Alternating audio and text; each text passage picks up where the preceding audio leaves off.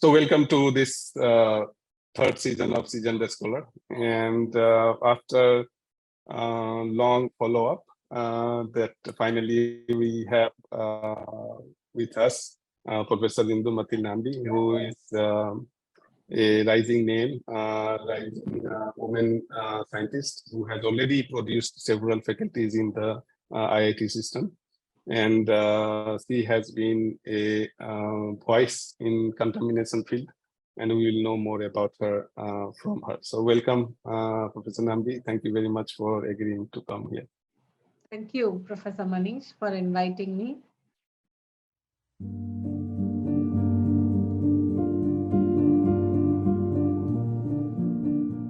Can you just shed a light on your childhood and your family? Where did you grow up, and what you were as a child, and up to maybe college? Okay. Yeah, so I grew up in Chennai all my life to a very humble parents who were government servants. My father was working for the state government and my mother was working for the central government. So they were the first people to be out of educated, the first in the family, and coming out into the city to take up a job. So I had a lot of family. I still have a lot of family in small towns and my father's native village. So I had that, always had that connect, I think, with the rural community and the hardships and also the wonderful life they have apart from the hard work. Yeah, had the privilege of being in beautiful environment in my vacation, summer vacation. And I always had to compare the city life and the rural life. Every year I go back and forth between the city and the village. So, yeah, so as a child, I think I got the best of the education because of my parents, hardworking parents were trying to give us the best what they could not get. So no regrets. Went to a very good school and was fortunate enough to get into the best engineering college in those times, College of Engineering Guindy, which is almost 225 years old, with the best teachers. So I would say I had a very privileged childhood and college education. And after that, I did 1 year of break. I mean, after my undergraduation, I did my post-graduation. So how about your sibling? I mean, you are the eldest, or how many siblings do you have? What were their influences? Yes, I'm the second. I just have one brother. Mm-hmm. And he was a mechanical engineer originally, but moved on to the IT industry, the usual stuff most of the engineers. Yeah.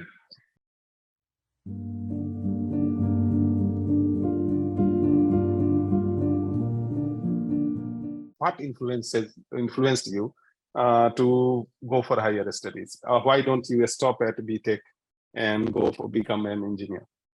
I took a lot of structural engineering courses that I got too much saturated with that. And I had 2 courses in environmental engineering, and that was taught by one of the, I would say, a very, very meticulous, I would say, an inspiring teacher. So it got my attention. And then I decided that since I got too saturated with structures, environmental engineering would be a good option for me for higher education because two things. I was drawn to it because of my professor, and also I was exploring options to go and study abroad. And so environmental engineering, there were a lot of good schools abroad. And at that time, I think it was early 90s. It was one of the sought after graduate programs in the US.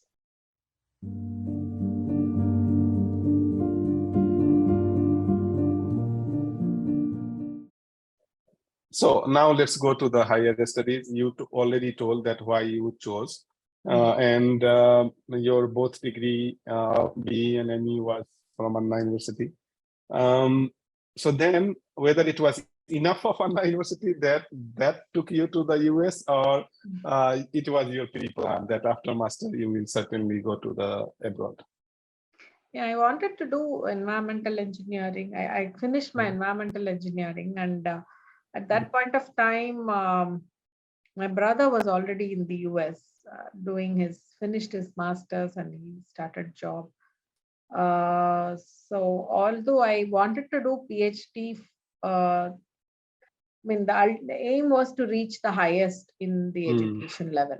So right from the beginning. But since my brother was away, I decided that I should stay back in India for my parents. So I took up a job in L&T, Larsen and Toubro, soon after my master's. And I was very happy. It was the best engineering company, and I was the only woman engineer handling the, they used to call it the plumbing department, or environment engineering was all about plumbing those days. So they did, it was under the mechanical engineering department. Only they were handling all the environmental engineering projects like treatment plants, water, wastewater, and they were handling all these for international clients. In India, we still did not have large infrastructure projects in environmental engineering. So I was selected through an interview process because of my master's thesis on optimization of pipeline networks. And they were doing a lot of pipeline networks. So because it is very, very rare that L&T would select a woman engineer those days.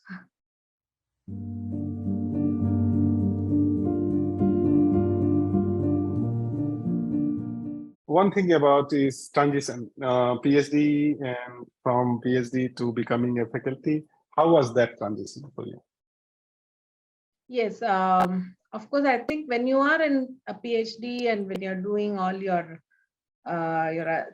teaching assignments as part of TA work, it was you were drawn into. I was actually drawn into teaching. I really enjoyed the teaching exercises, teaching assignments which were given to me.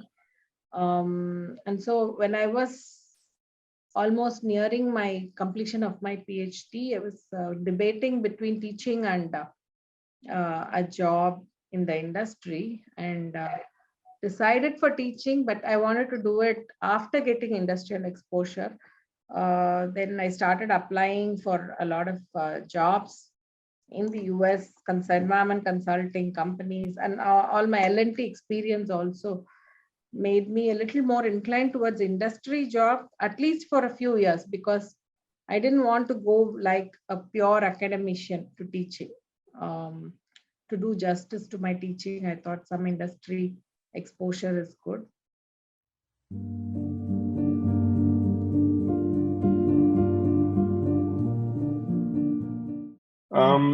I wanted to know that, okay, because of the deadlines, you got into the postdem, but how did you choose your supervisor and also your PhD topic?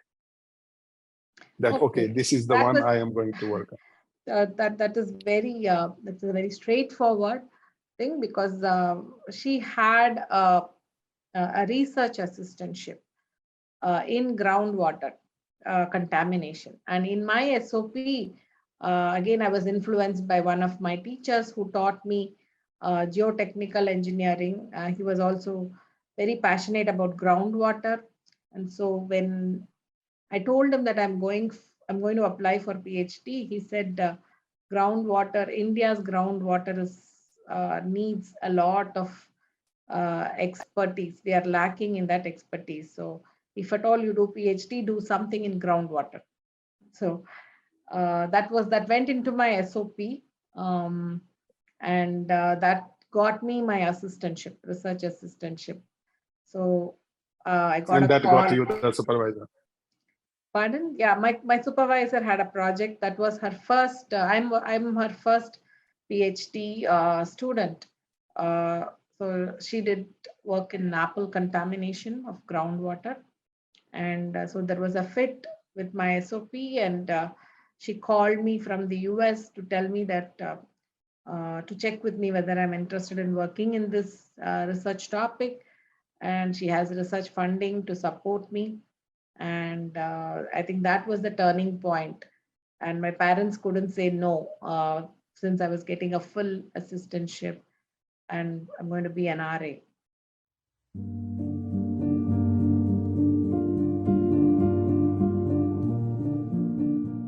Yeah, coming back to your the PhD, how was your relationship with your guide? Whether it was a smooth travel, or there were some some hiccups and those things. Any interesting story you want to pick from there? Yeah, I was her first PhD student, as I told. And so she was also experimenting, I think, with guiding students. And I was new, it was a cultural difference. There was a lot of understanding issues. Like when I wanted to, after 1 year, I wanted to come for my wedding, and she did not like the idea of me going away for 4 weeks right after the first year. But it was important for us, and so little things like that. But overall, she was an excellent advisor.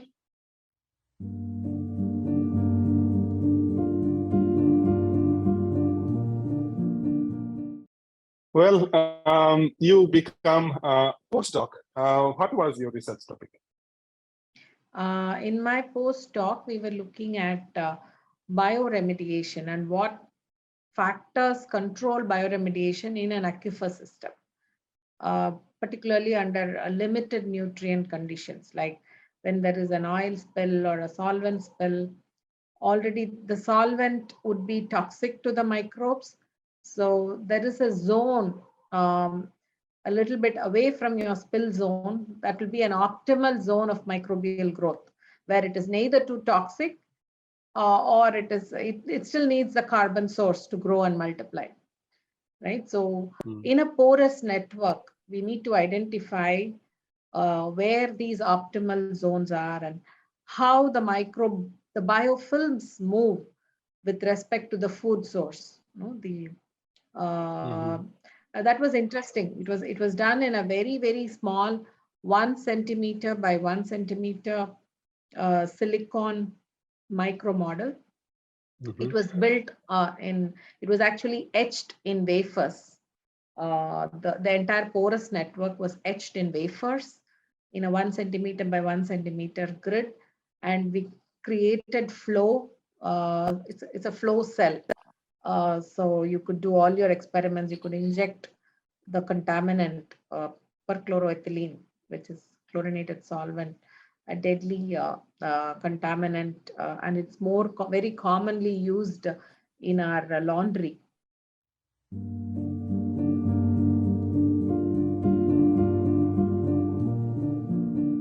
Here I am interested in more about the milestones or some of the achievements that tell you that, okay, and you reached here.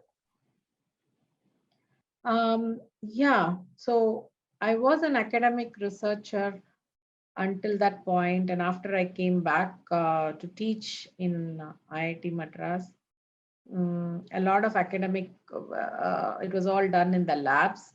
But I think the biggest transition came about when I stepped into the field. And again, this was, again, it was a very important landmark, I would say, in my life. Uh, Mhm. so there was a lot of oil spills I was seeing in the news, but then there was no follow up. I could not track what happened. What did they do? So one day, when the third time when I saw this news, and it also said Pollution Control Board is investigating. So I was heading to the airport for visiting Kerala. I was traveling to Kerala. So I just turned around the car and went into Pollution Control Board because I had to pass by Pollution Control Board to go to the airport. So I could manage to meet the chairperson of Pollution Control Board. At that time, Mr. Karthikeyan, IAS, was the chairman. And I told him I'm interested in knowing more about this. I have been trained in the US to understand, to investigate this type of oil spill problems. So will I get a chance to investigate this problem? And he asked the pollution control, the oil company, to take my help and do a very detailed study of the oil spill area.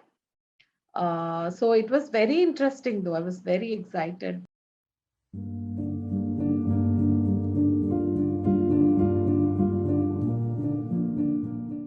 Okay, so let's talk about your challenges. I mean, what has been the challenges, most, I mean, 2 or 3 challenges of your academic journey so far? I'm just thinking. So, one thing is, I find the whole issue of groundwater contamination in a very, very nascent stage in India. In Mm, spite of uh, a lot of reports coming up in many parts of the country, nobody is thinking about remediation. mm, Everybody is trying to replace it with give supply good water and forget about the contamination. mm, There is the seriousness of the contamination. People don't realize, including the um, policy makers, the regulators, and it's very difficult even to get funding mhm, to do research in this area, or also or do some piloting in this area, because there is no pressure, there is no even like funding agencies don't think that that is an important area, most probably because it is like out of sight, out of mind. Nobody can mm, see it, mm, unlike a river pollution or a lake pollution or air pollution. No, there is no immediate effect, or they don't see it visually. But that is a big problem. It's like a time bomb.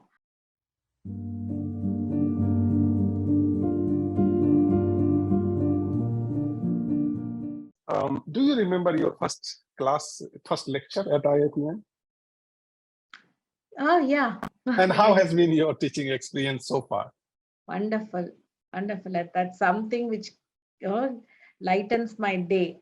And I love teaching undergraduates because they're young Mhm, minds, that although they may not be very interested in civil engineering, and mm, then even in civil engineering, their last preference is environment and water resource, right? mm, But mm, mm, they hear a lot about environmental issues outside.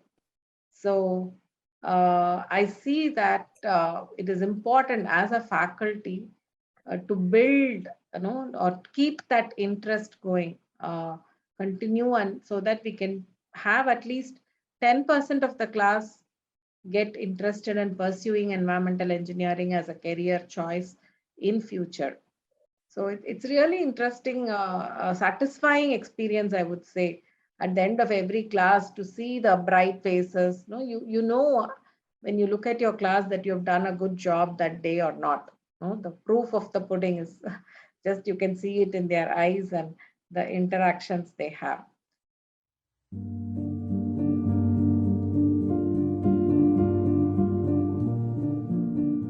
Administration. Have you done any sort of administration in your career, and how has been the experience?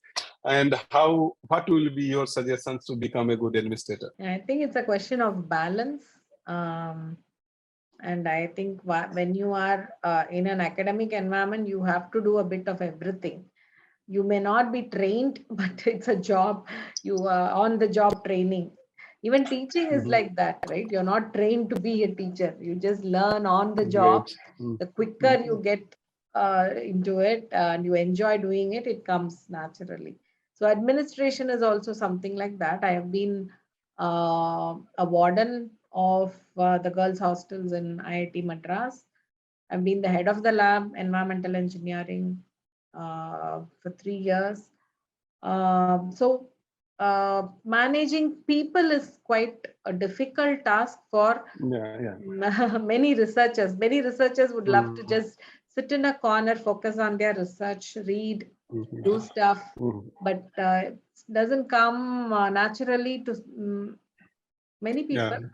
But I always enjoyed being with people. So I enjoyed my administrative responsibilities.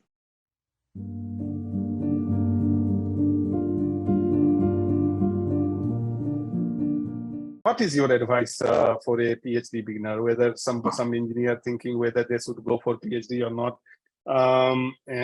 So what will be your advice? I strongly advise PhD students and master students graduating from my lab all the time to go and become problem solvers, whether they are academic, whether they are in the academic environment or in the industry environment, or become an entrepreneur.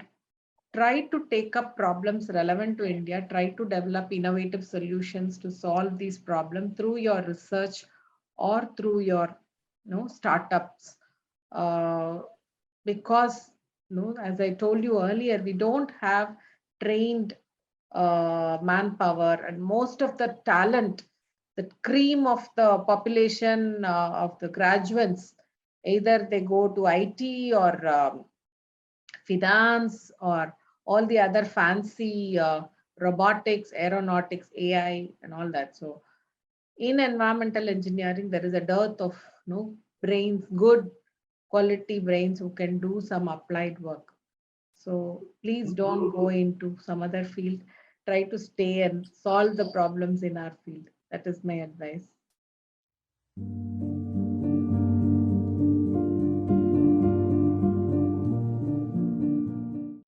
How do you look at any CV for PhD position or faculty positions or something before saying yes or something? As a CV, yes. When you look at, you look mainly for their achievements, right? And then you go not just the numbers, but go into the papers and see what work they have done, what is their contribution to that paper. And the usual indices give you some idea, but I think most of the decisions we have to make based on reading in depth the articles they have produced and understand what is their contribution. But I think that's only 50% of the evaluation. More important is the evaluation. I'm looking at the faculty recruitment. So when they come in person, that is when the big decision has to be made.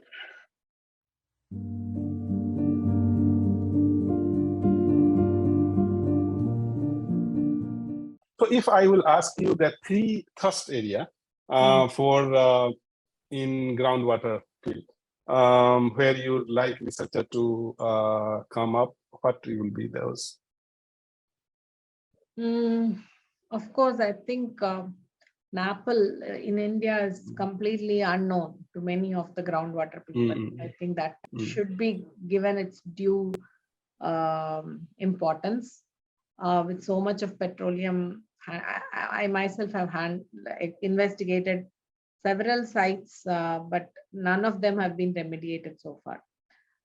So that is one. And then chromium. I see CPCB has listed about 100 plus sites across the country for highly polluted sites, and almost 85% of them are chromium sites.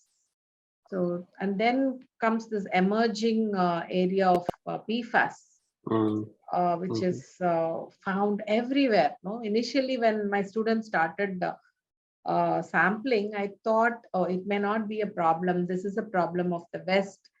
We may be very struggling to find it, may be in very trace levels, and we may have to really struggle to analyze it.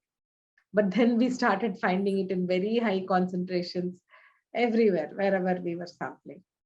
So that's a very, very problem, real problem, emerging problem.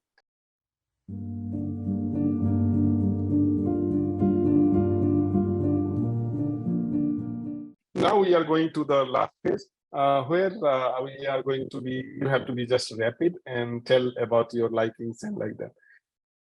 What excites you about your work? You have no time to think. Just you have to say, oh. Something, whatever I do, I want to make an impact in people's lives. What, when you are not working on research, what you would like to do? Just chill with my daughter, go out shopping. Okay, so what are your hobbies? I read books. Of late, it has come down a lot. How do you handle pressure? I keep it to myself. Basically, that's what people always tell, that I'm very good at. It doesn't even show on the outside, but I try to sort it out in my own way. What are your three major strengths? Three major strengths. I work under pressure really well. And I think people say I'm a very people person. I think that has been one of my strengths. Yeah, third is that you can think and answer, and you have a lot of clarity of thoughts. And you are very humble. So anyway, I added. So something you are not good at. Something? You are not good at. I'm not good at being tough with my students or my kid. Now it is rapid fire is about like some of the things. Any role model? Any role model? I think I've been fascinated with this Indra Nui, a woman who has been able to accomplish, although she's in a different field. She had single-handedly gone from South India to lead such a big company, and I've seen a lot of nice things about her, heard a lot of nice things about how strong she has been, probably because I want to be like that in my own domain. Your most favorite author? Most favorite author? Yes, I used to read a lot of Arthur Haley. He writes a lot of. There's a lot of detail in his books. No, it's not just picking a book and reading a story, but you learn about the whole system. Favorite food? Favorite food is sambar rice and potato curry. Favorite actors, both male and female? Favorite actors, Surya and Trisha. Any mantra?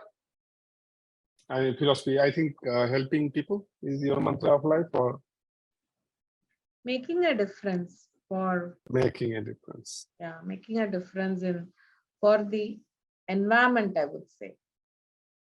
Any bucket list?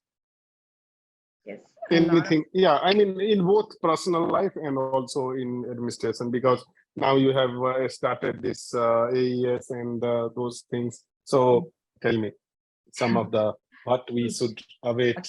bucket lists are huge. Right? Yeah.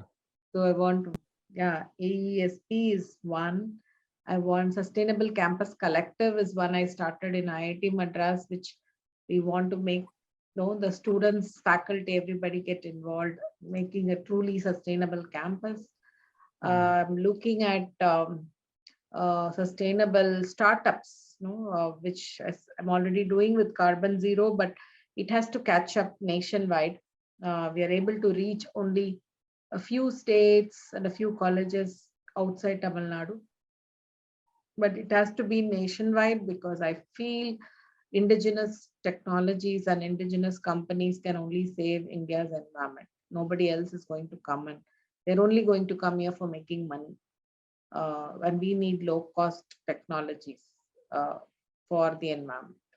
So that's conclude our conversation, and I can only say that I listened to you very carefully, and it was so. It felt like you have very thoughtful answers and everything. So yeah, it is great, so great to have you on this program, and thank you for obliging us to appear here. It's my pleasure, Manish. It was really nice. It was like talking to a long time friend. I didn't feel like it has brought us close to, I think, this. Yes, definitely. I think the most important thing that I gain through this talk is that know and earn the friends and all those things. And that's touch wood. I hope that it continues.